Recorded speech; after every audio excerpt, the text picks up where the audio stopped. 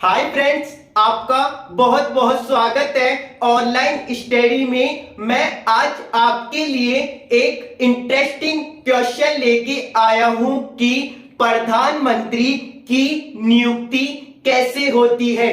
तो आज हम इस चीज पर डिस्कस करते हैं कि प्रधानमंत्री की नियुक्ति कैसे होती है।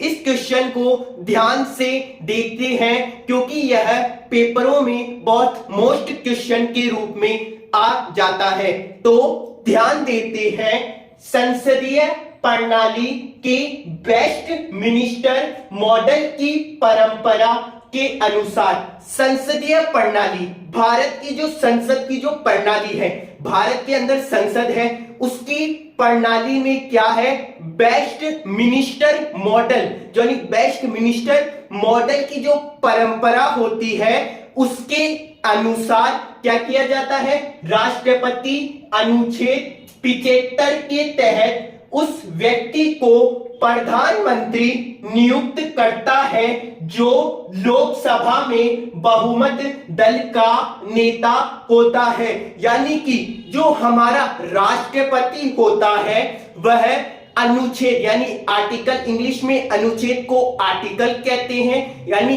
अनुच्छेद 75 के तहत उस व्यक्ति को प्रधानमंत्री नियुक्त करता है जो लोकसभा में बहुमत दल का नेता होता है।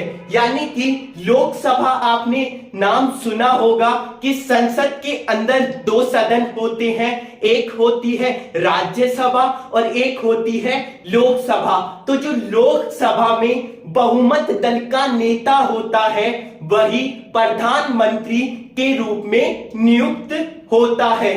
आगे ध्यान देते हैं, तथा जिसे लोकसभा में बहुमत का समर्थन प्राप्त होता है, यदि किसी एक पार्टी को, यानी कि जिसे लोकसभा में बहुमत का जो वो दल प्रदान होता है या प्राप्त होता है, यदि किसी एक पार्टी को लोकसभा में बहुमत का प्राप्त नहीं होता है तो राष्ट्रपति सबसे बड़ी राष्ट्रीय पार्टी के नेता को सरकार, यानी कि क्या होता है, अगर लोकसभा के अंदर बहुमत का दल प्राप्त नहीं है तो राष्ट्रपति क्या करता है, तो राष्ट्रपति सबसे बड़ी पार्टी, राष्ट्रीय पार्टी के नेता को सरकार बनाने के लिए आमंत्रित करता है और राष्ट्रीय पार्टी को सरकार बनाने के लिए आमंत्रित करता है और वह